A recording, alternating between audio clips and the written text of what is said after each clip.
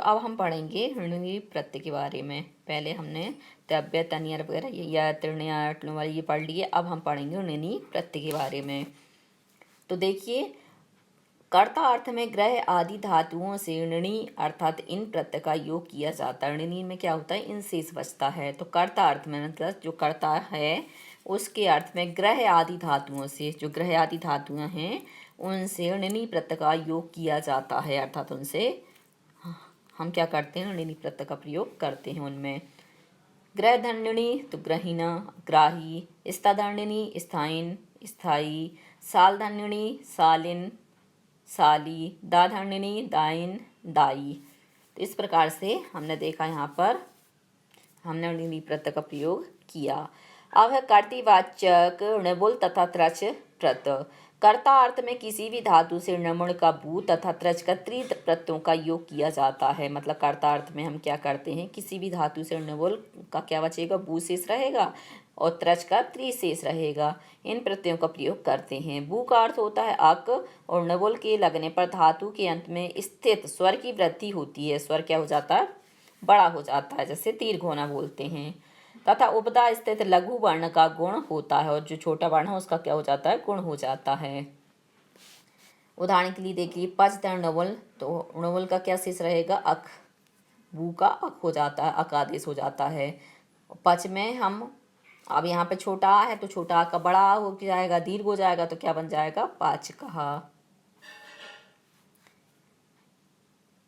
श्रूधन णबुल तो श्राव कहा, पठधन णबुल तो पाठ कहा, नृधन णबुल तो नर्त कहा, लिखधन णबुल लेख कहा, सिचधन णबुल सेच कहा, प्राधन आपधन णबुल को तो हो जाएगा प्राप कहा, त्रसधन णबुल तो हो जाएगा त्रास कहा, निधन णबुल तो हो जाएगा नाय का, ग्रहधन णबुल तो हो जाएगा ग्रह का, हन धन त्रच धन हंती तो हो जाएगा हंता, हंत्री का क्या बन जाएगा, हंता।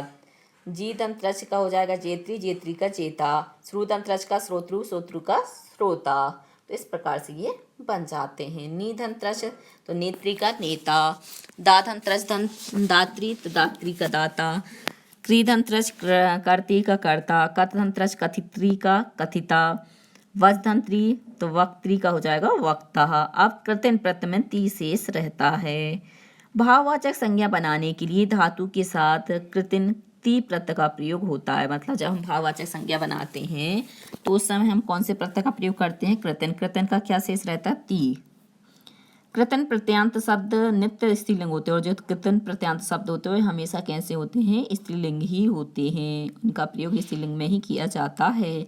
इनके रूप मति शब्द के रूपों की भांति चलते, जैसे मति शब्द के रूप चलते मति मति मति, ऐसे ही इसके रूप चलते हैं।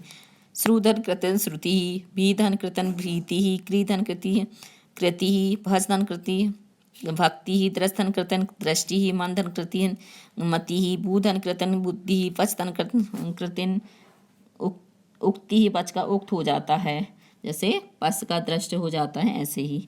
प्रधन आपधन कृति प्राप्ति ही, स्तुधन कृतन स्तुति। अब लुट का यू शेष रहेगा, जैसे डबल में बू शेष हुआ था और बू का आक हो गया था, ऐसे ही यहाँ यू शेष रहेगा, यू का अन हो जाएगा लुट में।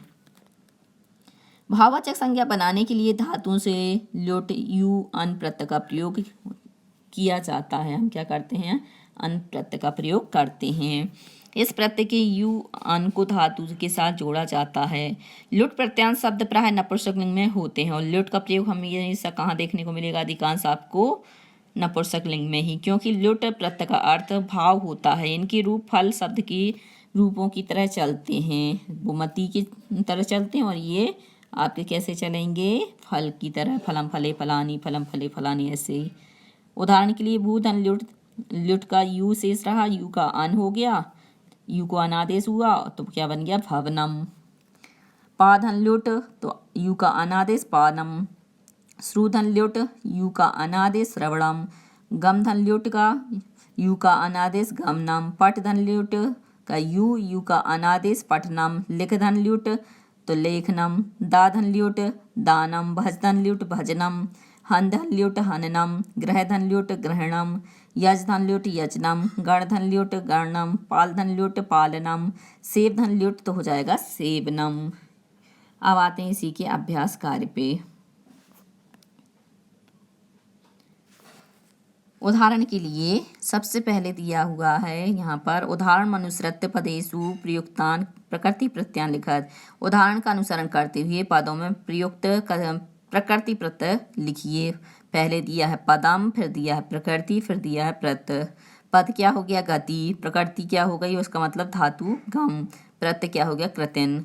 ऐसी हसनम का हस ल्युट, पाटिका का पठ नबुल, खाद्य का खाद धन्यत, द्रस का द्रस धन्यत, भक्ति का भज धन कृतिन, सौभाग्यशालिना का सौभाग्यशालिनी धन्यनी, नेता का निधन त्र्यच, गायक का गईधन नबुल। तो इस प्रकार से ये हो गया।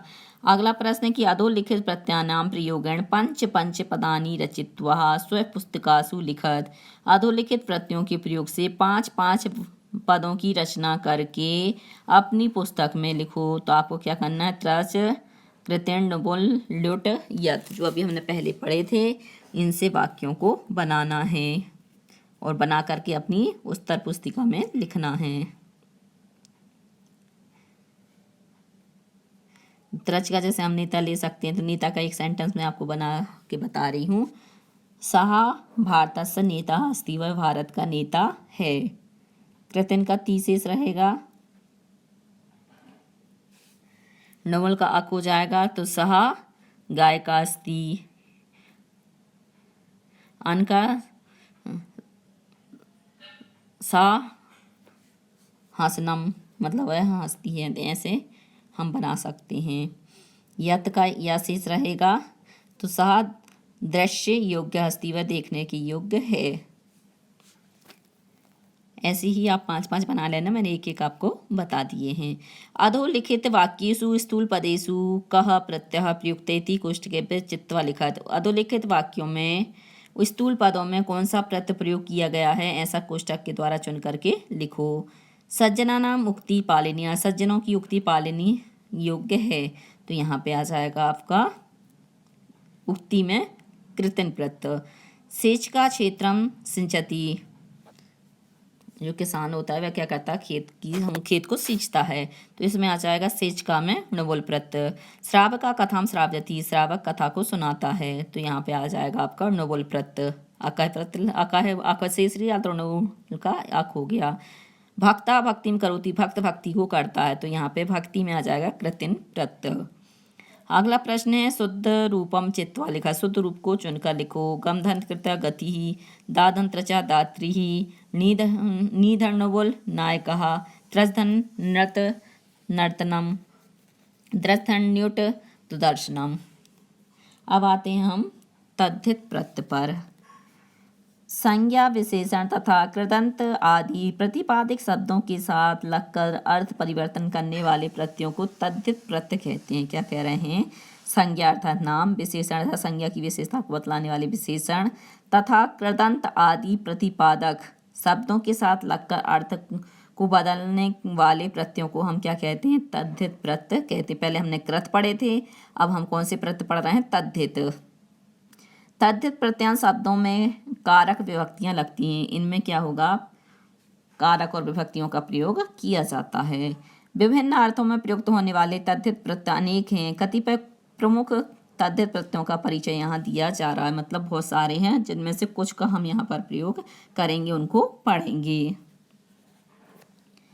मतुप में मत शेष रहता है, जिसका अर्थ होता है वाला, अर्थात इसके पास है। इस अर्थ में स्वरांत शब्दों में मतुप प्रत्यय का प्रयोग किया जाता है या योग किया जाता है। उप का लोप होकर शब्दों से केवल मत जुड़ता है। यहाँ उप जो दिया है ना, मतुप, तो ऊ और पा चला जाएगा, मत शेष रह जाएगा। उदाहरण के लिए शक्ति धन मतुप, तो शक्तिमत, शक्तिमान, शक्ति वाला, ऐसा अर्थ निकलेगा वाला अर्थ में। श्री धनमतोप, श्रीमत या श्रीमान, अर्थ निकलेगा श्री वाला। धी धनमतोप, धीमत, धीमान, अर्थ हुआ बुद्धि वाला। बुद्धि धनमतोप, बुद्धिमत, बुद्धिमान, अर्थ हुआ बुद्धि वाला, क्योंकि धी का मतलब भी बुद्धि होता है और बुद्धि का मतलब भी बुद्धि होता है, ये दोनों पर्यायवाची हैं। मधु धनमतोप, मधुमत, मधुबान, मधुवाला। इक्षु धनमतोप, इक्षुमत, इक्षुमान, इसका इक्षु का मतलब होता है गन्ने वाला। कीर्ति धनमतोप, कीर्तिमत, कीर्तिमान, अर्थात कीर्ति वाला। अब आते हैं वतुप। वतुप में भी ऊ और पा उप चला जाएगा, वत शेष रह जाएगा। वाला या इससे युक्त अर्थ में अकारांत तथा अनेक हलंत शब्दों से मतुप वत प्रत्यय होता है। शब्दांत या उपधा में आ या मा होने पर मतुप के स्थान पर वतुप प्रत्यय लगता है। मतलब मतुप के स्थान पर वतुप प्रत्यय हो जाता है। कब हो जाता है? जब आ या मा होने पर, वो भी किससे? उपधा से। उदाहरण के लिए धन धन वतुप, तो धनवत धनवान, इसका अर्थ हुआ धन वाला। बल धन वतुप, बलवत बलवान, बल वाला। आगे देखते हैं। रूप धन वतुप, रूपवत रूपवान, रूप वाला। विद्या धन वतुप, विद्यावत विद्यावान, विद्या वाला, इसका अर्थ हो गया। गुण धन वतुप, गुणवत गुणवान, गुण वाला, इसका अर्थ हो गया। लक्ष्मी धन वतुप, लक्ष्मीवत लक्ष्मीवान, लक्ष्मी वाला, इसका अर्थ हुआ। मतुप वतुप प्रत्ययों से युक्त शब्दों के रूप पुल्लिंग में भवत, स्त्रीलिंग में नदी तथा नपुंसकलिंग में जगह शब्द के समान चलते हैं। अब बता रहे हैं कि मतुप और वतुप प्रत्यय जहाँ पर लगे रहेंगे तो पुल्लिंग में कैसे रूप चलेंगे, स्त्रीलिंग में कैसे चलेंगे और नपुंसकलिंग में कैसे चलेंगे। तो पुल्लिंग में भवत के समान रूप चलेंगे, स्त्रीलिंग में नदी के समान रूप चलेंगे और नपुंसकलिंग में जगत के समान इसके रूप चलेंगे। ठीक है, आगे देखते हैं। इनी प्रत्यय, इनी का क्या है? इन शेष रह जाएगा। वाला या युक्त अर्थ में अकारांत शब्दों से इन प्रत्यय का योग किया जाता है। तो जो वाला शब्द है, बाला या युक्त अर्थ में, ये बाला अर्थ निकलेगा या युक्त अर्थ निकलेगा। इसमें अकारांत, छोटा अकारांत शब्दों में इन प्रत्यय का प्रयोग किया जाता है। उदाहरण के लिए रथ धनिनी, रथिन, रथी, बड़ी हो जाएगी। रथ वाला रथ से युक्त, ऐसा इसका अर्थ निकलेगा। दंड धनिनी, दंडिन या दंडी, दंड वाला या दंड से युक्त इसका अर्थ हो जाएगा। बल धनिनी, बलिन, बलिधन, बल वाला या बल से युक्त। गुण धनिनी, गुणिन, गुणी, गुण वाला या गुण से युक्त। धन धनिनी, धनिन, धनी, धन वाला या धन से युक्त। वाक्यों में इन्हीं प्रत्यय युक्त शब्दों का आवश्यकता अनुसार शब्द रूप बनाकर प्रयोग किया जाता है। शब्द के रूप बनाकर भी हम इसका प्रयोग कर सकते हैं। यथा जैसे गुणी जना शोभते, प्रथमा विभक्ति एक वचन दिया हुआ है यहाँ पर। गुणी जना शोभते मतलब जो गुणवान व्यक्ति होते हैं वह सुशोभित होते हैं। गुणी सर्वत्र पूज्यन्ते, प्रथमा विभक्ति बहुवचन कर दिए पूज्यन्ते में, तो गुणी क्या है? सभी जगह पूजे जाते हैं। धनिना अद्यत्वे अधिकम धनम लब्धुम यतन्ते, तो प्रथमा बहुवचन कि धनवान आज भी अधिक धन के लोभी होते हैं। लब्धुम यतन्ते मतलब प्राप्त करने के लिए प्रयास करते हैं। बलिनः पुरुषेण सर्वत्र बलस्य, ये प्रयोग क्रियते, बलवान पुरुष के द्वारा सभी जगह बल का ही प्रयोग किया जाता है। तृतीय विभक्ति एक वचन, बलिना में तृतीय विभक्ति और क्रिया में एक वचन। अब तरफ का तर शेष रह जाएगा, पा इसमें हट जाएगा। दो में किसी एक को बेहतर बताने के लिए तरफ प्रत्यय का प्रयोग किया जाता है। जब हम दो की तुलना कर रहे होते हैं तो उन दोनों की तुलना करने में जब हम किसी को एक को श्रेष्ठ बताते हैं, वहाँ पर हम क्या करते हैं? तरफ प्रत्यय का प्रयोग करते हैं। आप लोगों ने डिग्रियाँ पढ़ी होंगी, डिग्रियाँ यही कहलाती हैं। तरप तमप जो प्रत्यय होते हैं उसके आधार पर ही बनती हैं। गुड, बेटर, बेस्ट आपने पढ़ा होगा। उदाहरण के लिए देखिए, प्रशस्त धन तरप, तो प्रशस्त तरह। चतुर्धन तरप, चतुर्तरह। गुरुधन तरप, गुरुतरह। दीर्घधन तरप, दीर्घतरह। लघुधन तरप, लघुतरह। सुंदरधन तरप, सुंदरतः। पटुधन तरप, पटुतरह। स्थिरधन तरप, स्थिरतः। कुशल धन तरप, कुशलतरह। तीव्र धन तरप, तीव्रतरह। उच्च धन तरप, उच्चतरह। मधुर धन तरप, मधुरतरह। ये बोलने में थोड़ा जल्दी आ जाता है, आप लोग समझ जाइए, थोड़ा मैं स्लो बोलती हूँ। यथा जैसे राम लक्ष्मणयो, राम प्रशस्ततरः आसीत, राम और लक्ष्मण में राम प्रशस्ततर मतलब प्रशंसनीय था। अश्वगजयो, अश्व तीव्रतरः, घोड़े और हाथी में घोड़ा तेज है। मोहन सोनियो, मोहन पटुतरः, मोहन और सोहन में मोहन ज़्यादा चतुर है। अब है तमप, तमप का मतलब तम। दो से अधिक में किसी एक की श्रेष्ठता प्रकट करने के लिए तमक प्रत्यय का प्रयोग किया जाता है। जैसे आप लोग पढ़ते हैं ना, गुड, बेटर, बेस्ट, तो बेस्ट निकालने के लिए हम क्या करते हैं? तमक प्रत्यय का प्रयोग करते हैं। तो दो से अधिक में से किसी एक की सर्वश्रेष्ठता प्रकट करना हो, मतलब सबसे अच्छी यही है, ऐसा बताना हो तो वहाँ पे हम तम प्रत्यय का प्रयोग करते हैं। जैसे उच्च धन तमप तो उच्चतमः, मधुर धन तमप मधुरतमः, गुरु धन तमप गुरुतमः, दीर्घ धन तमप दीर्घतमः, लघु धन तमप लघुतमः, स्थिर धन तमप स्थिरतमः, पटु धन तमप पटुतमः, सुंदर धन तमम सुंदरतमः, कौशल धन तमप कुशलतमः, तीव्र धन तमप तीव्रतमः। जैसे कक्षायां छात्रेषु मोहन पटुतमा पशुषु अश्वत्थामने तीव्रतमः इत्यादि। मतलब कक्षा के छात्रों में मोहन सबसे तेज है, पशुओं में घोड़ा दौड़ने में सबसे तेज दौड़ता है, ऐसा हम अर्थ निकाल सकते हैं। मयट का मय शेष रहता है। प्रचुरता के अर्थ में मयट मय प्रत्यय का प्रयोग किया जाता है। वस्तुवाचक शब्दों से खाद्य वस्तुओं को छोड़कर विकार अर्थ में भी मयट प्रत्यय का प्रयोग किया जाता। क्या बता रहे हैं कि प्रचुरता के अर्थ में मतलब पर्याप्त, हम मात्रा बताते हैं ना कि हाँ पर्याप्त है, प्रचुर है, उस अर्थ में हम क्या करते हैं, मयट प्रत्यय का प्रयोग करते हैं जिसमें कि मय शेष रहता है। और फिर बता रहे हैं कि वस्तुवाचक शब्दों में जो खाने की वस्तु हैं उनको छोड़ दिया जाए, और विकार अर्थ में हम क्या करते हैं, मयट प्रत्यय का प्रयोग करते हैं। उदाहरण के लिए शांति धनमयट शांतिमय, आनंद धनमयट आनंदमय, सुख धनमयट सुखमय, तेज धनमयट तेजोमय, मृत धनमयट मृणयमय, स्वर्ण धनमयट स्वर्णमय, लोह धनमयट लोहमय। अण का आशेष रहता है। अपत्य का मतलब होता पुत्र या पुत्री। अर्थ में शब्द से अण प्रत्यय का योग किया जाता है। हम क्या करते हैं, यहाँ पर अण प्रत्यय का प्रयोग करते हैं पुत्र या पुत्री के अर्थ में। अण प्रत्यय करने पर आदि स्वर की वृद्धि होती है। मतलब जो पहला वाला स्वर होता है वह कैसा हो जाता है, बड़ा हो जाता है। आदि का मतलब होता है पहले वाला स्वर। उदाहरण के लिए वसुदेवदन अण। अब देखो यहाँ पर वसु बा में क्या था, छोटा आ था, परंतु यहाँ पे बड़ा हो गया वासुदेव। वशिष्ठ धनाण तो वासिष्ठ, मित्र धनाण मित्रेण, विश्वधनाण विश्वामित्र, विश्वामित्र धनाण विश्वामित्र, अश्वपति धन अण अश्वपत, यदुधनाण यादव, मनुधनाण मानवः, पुत्रधनाण पुत्रः, कुरुधनाण कौरवः, धनुधनाण दानवः, पणुधनाण पांडवः। तो इस प्रकार से बड़ी आ की मात्रा यहाँ पर हो गई सब जगह।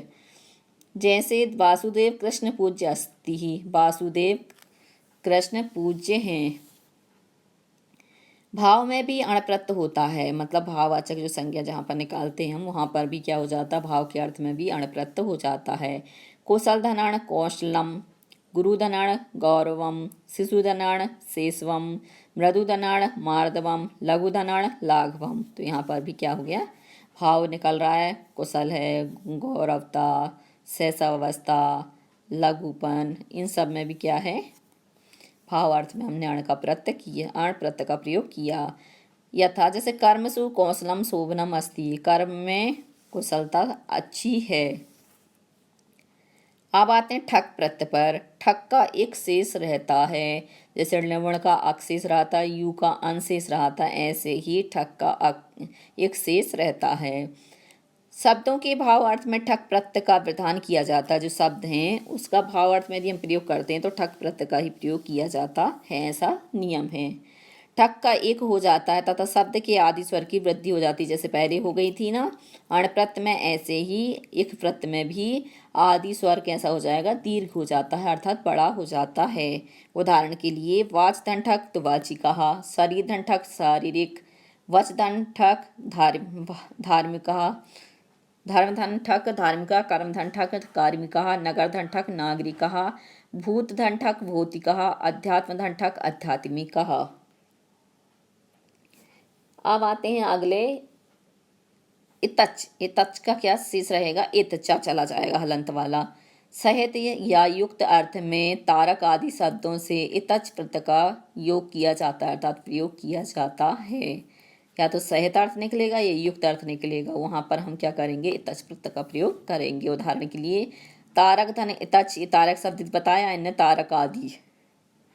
तो तार धन कित तार तारक धने च तार्कितः पिपासा धने तच पिपासितः कुसुम धने तच कुस्मितः क्षुधा धने तच क्षुदितः अंकुर धने तच अंकुरितः हर्ष धने तच हर्षितः दीक्षा धने तच दीक्षितः बुभुक्षा धने तच बुभुक्षितः कंटक धने तच कंठितः गर्भ धने तच गर्वितः व्याधि धने तच व्याधितः उत्कंठा धने तच उत्कंठितः तरंग धने तच तरंगितः। यथा जैसे बुभुक्षिता किम ना करोति पापम, जो भूखा व्यक्ति होता है वह क्या वह पाप नहीं कर सकता? करता है ही, वह पाप को करता है। क्षुदिता बालका इत तथा भ्रमति, अर्थात जो भूख से व्यथित बालक होता है वह क्या करता है? इधर उधर घूमता है। पिपासिता काका जलम अन्वेषयन्ति, और प्यासा कौआ जल की खोज करता है। त्वल तथा तल प्रत्यय है यहाँ पर। भाववाचक संज्ञा बताने के लिए शब्दों में त्वल और तल का ता शेष रहता है, प्रत्ययों का प्रयोग किया जाता है या योग किया जाता है। अब यहाँ पे दिया उदाहरण के लिए मूर्खधन त्वल तो मूर्खत्वम, मूर्खधन तल मूर्खता। तल का क्या शेष रहेगा? बड़ा ता हो जाएगा, या बड़ा आप ही हम मान सकते, पर यहाँ पे ता में आ मिल जाएगा तो ता हो जाएगा। और त्वाय का त्व शेष रहेगा। विध्वस्तंत्वम विद्वत्तम और विधस्तंतल विद्वत्ता। महद्धंत्वम महत्वम, पवित्रधंत्व पवित्रम, पशुधंत्व पशुत्वम, गुरुधंत्व गुरुत्वम, लघुधंत्व लघुत्वम, मित्रधंत्व मित्रत्वम। ऐसी तल का महद्धंतल महत्ता, पवित्रधंतल पवित्रता, पशुधंतल पशुता, गुरुधंतल गुरुता, लघुधंतल लघुता, मित्रधंतल मित्रता। त्वय प्रत्यांत शब्द नपुंसक लिंग में होते हैं। इनके रूप फल शब्द की तरह चलते हैं।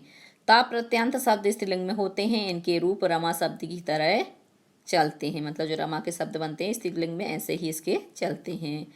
यत शरीर के अव्ययवाची शब्दों से होने वाला इस अर्थ में यत प्रत्यय का प्रयोग किया जाता है, मतलब शरीर से संबंधित कोई भी अवयव हैं तो उसके स्थान लिए हम कौन से प्रत्यय का प्रयोग करते हैं? यत प्रत्यय का प्रयोग करते हैं हमारे शरीर से संबंधित अवयव के लिए, जैसे हाथ पैर नाक मुंह इन सब के लिए।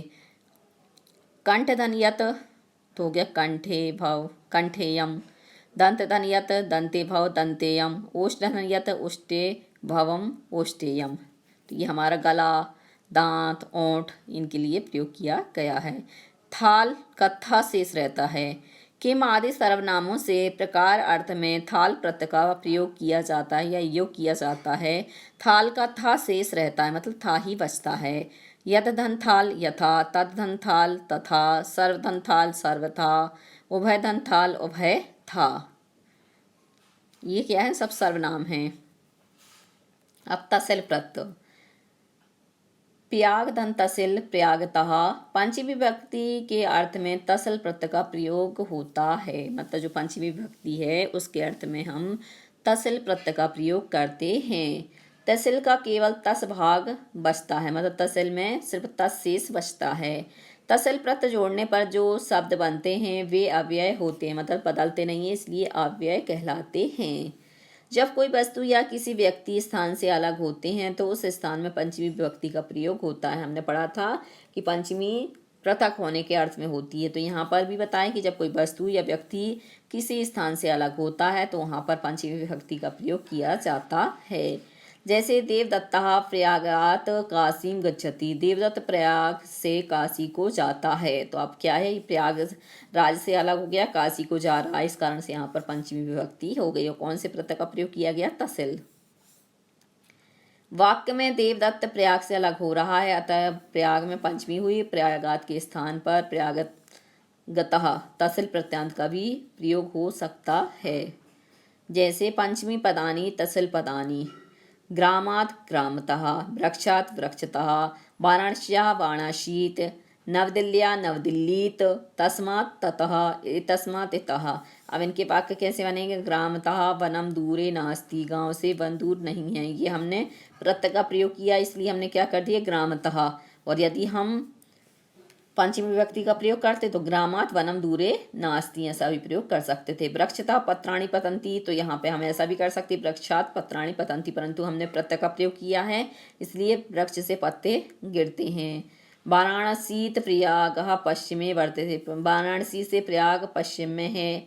नव दिल्ली हरिद्वार द्वार नगरम उत्तरे वर्तते। नई दिल्ली हरिद्वार नगर के उत्तर में है। तथा आगच्छति वहाँ से आता है। इतः आगच्छति यहाँ से जाता है। गच्छति मतलब जाता है। अब आते हैं अभ्यास कार्य पर। सबसे पहला प्रश्न है निम्नलिखित प्रयोगेन ध्यायेन पठित्वा स्थूलपदेषु प्रकृति प्रत्ययानां विभागं कुरुत। निम्नलिखित प्रयोग को ध्यान से पढ़ करके मोटे पदों में प्रकृति प्रत्यय का विभाग करो, अर्थात उनको अलग करो। कालिदास कीर्तिमान आसीत। कालिदास कीर्तिमान था। तो यहाँ पे कीर्ति धन मतोप। ये तो बालको बलवंतौ स्तः। ये दोनों बालक बलवान हैं। तो यहाँ पे बल धन वतोप। ये ते जना गुणवंतः सन्ति। ये व्यक्ति गुणवान हैं। तो गुण धन वतोप।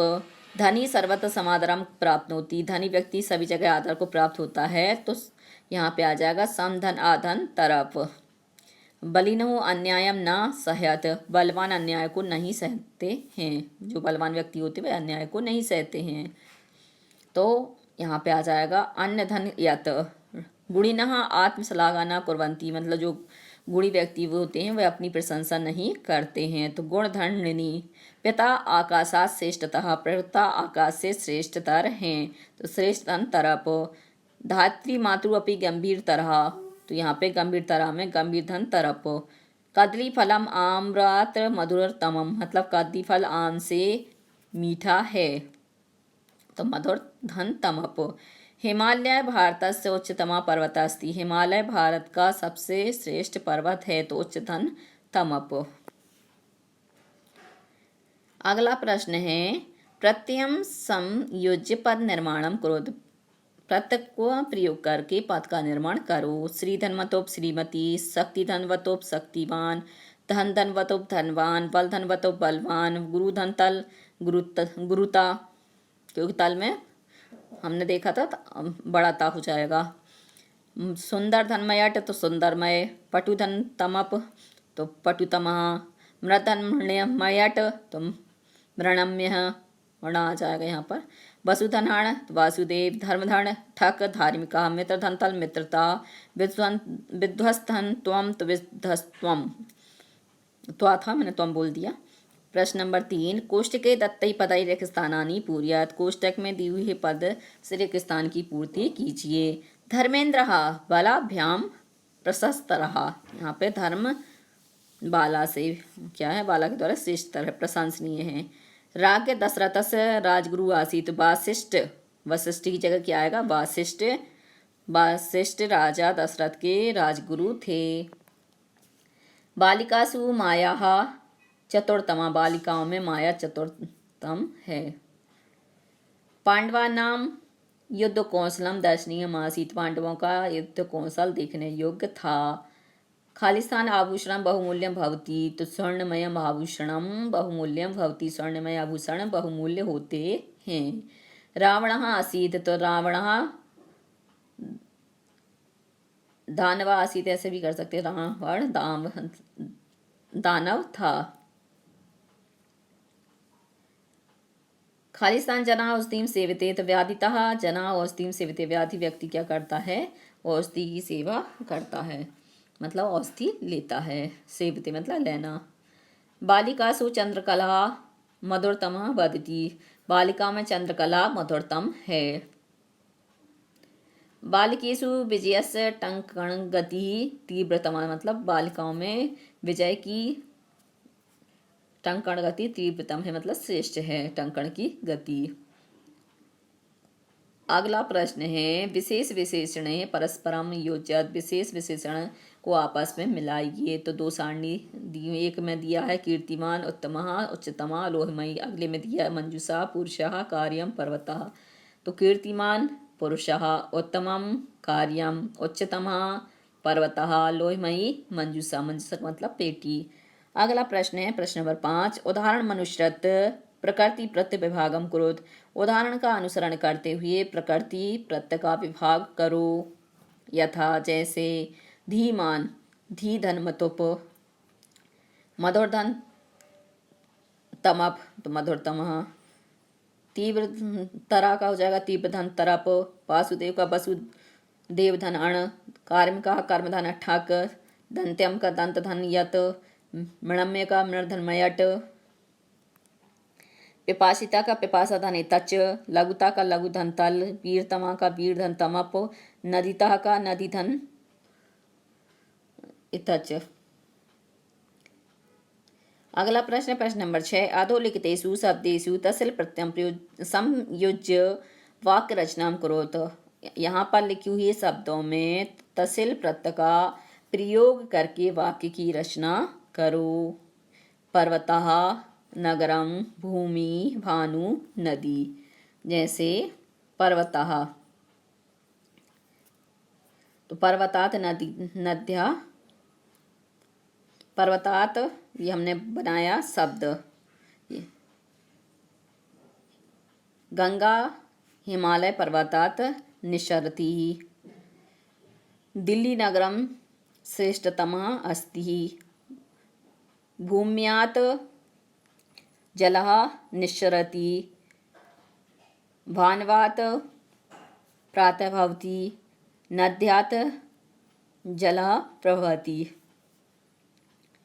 ये ऐसे वाक्य आप बना सकते हैं और भी आप सरल बनाना चाहें तो अपनी भाषा में बना सकते हैं संस्कृत में। प्रश्न नंबर 7। कोष्ठकेषु प्रदत्तेषु शब्देषु तस्ल प्रत्ययम संयोज्य रिक्त स्थानानि पूरयत। कोष्ठक में दिए हुए शब्दों में तस्ल प्रत्यय का प्रयोग करके रिक्त स्थान की पूर्ति कीजिए। जैसे छात्रः। अब विद्यालय शब्द दिया तो हम करेंगे विद्यालयात् आगच्छति। छात्र विद्यालय से आता है। देवदत्तः। मथुरा दिया तो मथुरात् काशीं गच्छति। मथुरा से काशी को जाता है। वयम नदी का हो जाएगा नद्यात् जलम आहाराम। सः देवालयात् गतः मतलब वह देवालय को जाता है। ऐसे हम कर सकते हैं। अब आते हैं हम स्त्री प्रत्यांत मतलब स्त्री प्रत्यय। अभी हमने कृत प्रत्यय पढ़े, तद्धित प्रत्यय पढ़े, अब हम पढ़ेंगे स्त्री प्रत्यय। पुल्लिंग शब्दों में जिन प्रत्ययों को लगाकर स्त्रीलिंग या स्त्रीवाचक शब्द बनाए जाते हैं उन्हें स्त्री प्रत्यय कहते हैं। जब पुल्लिंग शब्द होते हैं उनमें हम कुछ प्रत्ययों को जोड़ करके स्त्रीलिंग बना देते हैं तो उन्हें ही हम क्या कहते हैं स्त्रीलिंग या स्त्री प्रत्यांत कहते हैं। आ, टाप, गां, गाप, चाप ये आ के लिए हैं। ई के लिए गीफ, गीस, गीन। सबसे पहले हम आ के लिए पढ़ेंगे टाप, डाप, चाप। आकारांत पुल्लिंग शब्दों से स्त्रीलिंग शब्द बनाने के लिए टाप का आशेष रहता है तो आ प्रत्यय लगाया जाता है। उदाहरण के लिए अस धन टाप तो अस्वहा। सुत धन टाप सुता। सरल धन टाप सरला। प्रथम धन टाप प्रथमा। इसको मैंने बच्चों को ऐसे भी बताया था कि टाप कौन पहनते हैं, जो कान में हम बाली वगैरह पहनते हैं उनको भी टाप कहते हैं, और जो हम ऊपर टी शर्ट पहनते हैं तो पहले उसको टाप कहा जाता था। तो ऐसे ये कौन पहनती, लड़कियां पहनती, तो वहाँ पर हम क्या लगा सकते हैं टाप प्रत्यय लगा सकते हैं। याद आप ऐसा भी रख सकते हैं। ये मैंने आपको साधारण बात बताई है। यदि पुल्लिंग शब्द के अंत में अक हो तो आ प्रत्यय लगने पर एक हो जाता है। यदि पुल्लिंग में आ लगा हो, अक होगा, तो उसको हम स्त्रीलिंग में बदलेंगे तो आ की जगह क्या है एक हो जाएगा। बालक धन आ तो हो जाएगा बालिका। मूस धन आ तो मूसिका। शिक्षक धना शिक्षिका। साधक धना साधिका। गायक धना गायिका। नायक धन आ नायिका। तो इस प्रकार से आपका स्त्री प्रत्यांत बन जाएगा। अब ई के लिए रहेगा गीप, गीस, गीन। इन तीनों से ही ई प्रत्यय होगा। ऋकारांत एवं नकारांत पुल्लिंग शब्दों को स्त्रीलिंग शब्द में बदलने के लिए ई का प्रयोग किया जाता है या ई प्रत्यय लगाया जाता है। उदाहरण के लिए कत्री में री है, री अंत में होने के कारण ई तो हो गया कत्री। दात्री धन ई दात्री। धात्री धन ई धात्री। तपस्विन अब ना आ गया तो तपस्विनी। गुणन धन ई तो गुणिनी ही। तो हमने पढ़ा था कि ऋकारांत और नकारांत होने पर बड़ी ई हो जाती है। आकारांत पुल्लिंग शब्दों तथा कतिपय जातिवाचक शब्दों में भी ई प्रत्यय लगाकर स्त्रीलिंग शब्द बनाया जाता है। कैसे, उदाहरण के लिए देखिए नदधनी नदी, देवधनी देवी, भयंकर धन ई भयंकरी, गोपधनी गोपी, महेशधनी महिषी, सूकरधनी सूकरी, ब्राह्मणधनी ब्राह्मणी, मृगधनी मृगली। अब ये आकारांत थे सब। लास्ट में देव में आ है, नद में आ है, भयंकर में आ छोटा है, गोप में छोटा है, तो इन ये होने पर हमने जब जातिवाचक बनाया तो ये शब्द किस में आते? जातिवाचक की जाति है। नदी एक जाति है, देवी जाति है, भयंकरी जाति है, गोपी जाति है, सुकरी जाति है। तो ये जातिवाचक शब्दों में ये प्रत्यय लगाकर स्त्रीलिंग शब्द हमने बना लिए।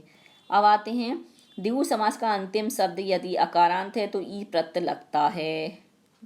द्विगु समास का जो अंतिम शब्द है यदि अकारांत है, जैसे त्रिलोक आ है छोटा, तो भी इसमें ई प्रत्यय लग जाएगा। तो त्रिलोकी, पंचवटी ये शब्द बन गए। अब है सत्रि प्रत्यान शब्दों को स्त्रीलिंग में बदलने के लिए ई प्रत्यय लगता है। उदाहरण के लिए गच्छत धन, ई हमने पढ़ा था ना, सत्रि प्रत्यय में गच्छत गच्छन्ति बनता है। गच्छन्ति, वदत धनी वदंती, दर्शयत धन दर्शयति।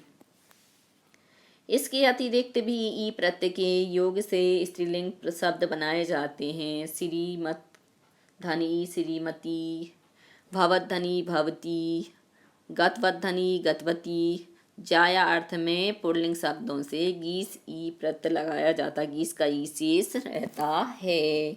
उदाहरण के लिए इंद्रधन गीस इंद्राणी, वरुणधन ईस वरुणानी, भवधन ईस भवानी, मातुलधन गीस मातुलानी, रुद्रधन गीस रुद्राणी। कुछ शब्दों से स्त्रीलिंग शब्द बनाने के लिए आ और ई दोनों प्रत्यय लगाए जाते हैं। उदाहरण के लिए आचार्य आचार्य, जो स्वयं पढ़ाती है आचार्याणी। आचार्य की पत्नी उपाध्याय उपाध्याया उपाध्यायानी। एवं एव क्षत्रिय क्षत्रिया क्षत्रियाणी। इस प्रकार से आपने देखा बड़ा आ बड़ी ई लगाकर भी हम बना सकते हैं। ती प्रत्यय युवन शब्द से स्त्रीलिंग बनाने के लिए ती प्रत्यय लगाया जाता है, जैसे युवनधंती तो युवती ही। अब यहाँ पर अभ्यास कार्य दिया हुआ है। निर्देश अनुसार लिंग परिवर्तनम कुरुत। निर्देश के अनुसार लिंग परिवर्तन करना, पुल्लिंग को हमें स्त्रीलिंग में बदलना है, स्त्रीलिंग को पुल्लिंग में। बालक, बालक को हम स्त्रीलिंग में बदलेंगे तो बालिका। आराध्या, स्त्रीलिंग को हम पुल्लिंग में बदलेंगे तो आराध्य। प्रथमा को प्रथम पुल्लिंग में। साधक को स्त्रीलिंग में साधिका। आचार्य को स्त्रीलिंग में आचार्य स्वयं स्त्रीलिंग है, आचार्य का पुल्लिंग आचार्य। धात्री का स्त्रीलिंग धात्रा। तो बच्चों आज के लिए सिर्फ इतना ही। यदि आपको हमारा ये वीडियो पसंद आया है तो लाइक कीजिए, शेयर कीजिए, सब्सक्राइब कीजिए तथा प्रत्यय से संबंधित कोई भी प्रश्न है तो नीचे कमेंट्स में पूछ लीजिए। धन्यवाद।